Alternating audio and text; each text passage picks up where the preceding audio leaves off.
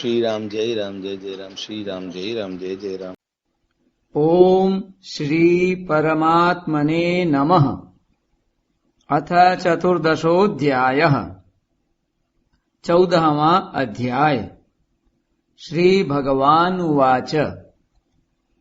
परं भूयः प्रवक्ष्यामि ज्ञानानां ज्ञानमुत्तमम्, यज्ज्ञात्वा मुनयः सर्वे परां सिद्धिमितो गतः।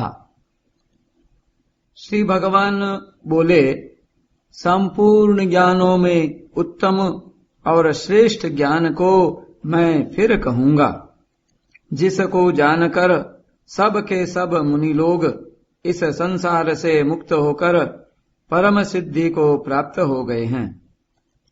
क्षेत्र क्षेत्रज्ञ के विभाग का ज्ञान संपूर्ण लौकिक पारमार्थिक ज्ञानों से उत्तम तथा सर्वोत्कृष्ट है।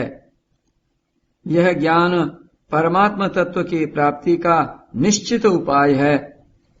इसलिए इस ज्ञान को प्राप्त करने वाले सब के सब साधक परमात्म तत्व को प्राप्त हो जाते हैं, अर्थात मुक्त हो जाते हैं। मुक्त होने पर क्रिया परिश्रम तथा पदार्थ पराश्रय का अत्यंत अभाव हो जाता है और एक चिन्मय सत्ता विश्राम के सिवाय कोई जड़ वस्तु रहती ही नहीं, जो वास्तव में है। इदं ज्ञानमुपाश्रित्य मम साधर्म्यमागताः सर्गेऽपि नोपजायन्ते प्रलये न व्यथन्ति च।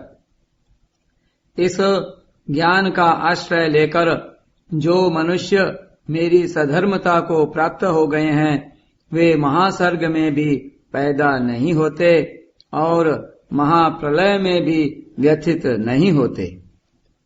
कारण शरीर के संबंध से निर्विकल्प स्थिति होती है और कारण शरीर से संबंध विच्छेद होने पर स्वयं में निर्विकल्प बोध होता है। निर्विकल्प स्थिति तो सविकल्प में बदल सकती है, पर निर्विकल्प बोध सविकल्प में कभी नहीं बदलता। तात्पर्य है कि निर्विकल्प स्थिति में तो परिवर्तन होता है, पर निर्विकल्प बोध में कभी परिवर्तन नहीं होता। वह महासर्ग अथवा महाप्रलय होने पर भी सदा ज्यों का त्यों रहता है। महासर्ग और महाप्रलय प्रकृति में होते हैं।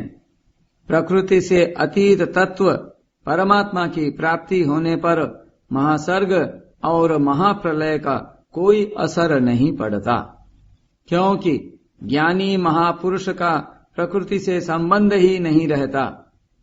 प्रकृति से संबंध विच्छेद होने को आत्यंतिक प्रलय भी कहा गया है।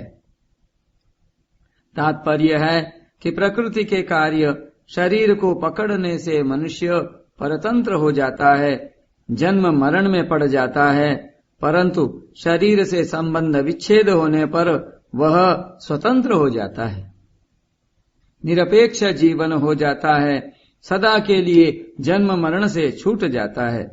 वह परमात्मा की सधर्मता को प्राप्त हो जाता है, अर्थात जैसे परमात्मा सच्चित आनंद रूप हैं, ऐसे ही वह ज्ञानी महापुरुष भी सच्चित आनंद रूप हो जाता है, जो कि वास्तव में वह पहले से ही था। मम योनिर महद् ब्रह्म तस्मिन् गर्भं दधाम्यहम् संभवः सर्वभूतानां ततो भवति भारत। हे भरतवंशोद्भव अर्जुन, मेरी मूल प्रकृति तो उत्पत्ति स्थान है और मैं उसमें जीव रूप गर्भ का स्थापन करता हूँ। उससे संपूर्ण प्राणियों की उत्पत्ति होती है। जीव जब तक मुक्त नहीं होता, तब तक प्रकृति के अंश कारण शरीर से उसका संबंध बना रहता है और वह महाप्रलय में कारण शरीर सहित ही प्रकृति में लीन होता है। जब उस जीव के कर्म परिपक्व होकर फल देने के लिए उन्मुख होते हैं, तब महासर्ग के आदि में भगवान उसका प्रकृति के साथ पुनः विशेष संबंध स्थापित कर देते हैं।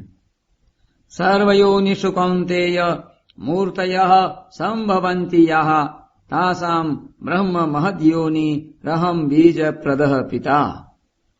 हे कुंती नंदन, संपूर्ण योनियों में प्राणियों के जितने शरीर पैदा होते हैं, मूल प्रकृति तो उन सब की माता है और मैं बीज स्थापन करने वाला पिता हूँ। 84 लाख योनियां, देवता, पितर, गंधर्व, भूत, प्रेत, पिशाच, स्थावर जंगम, जलचर, थलचर, नभचर, जरायुज, अंडज, उद्भिज, स्वेदज आदि संपूर्ण योनियों के जितने भी मूर्त अमूर्त व्यक्त अव्यक्त शरीर हैं, उन सब में भगवान अपने चेतन अंश रूप बीज को स्थापित करते हैं। इससे सिद्ध होता है कि प्रत्येक प्राणी में स्थित परमात्मा का अंश शरीरों की भिन्नता से ही भिन्न भिन्न प्रतीत होता है। वास्तव में संपूर्ण प्राणियों में एक ही परमात्म तत्व विद्यमान है।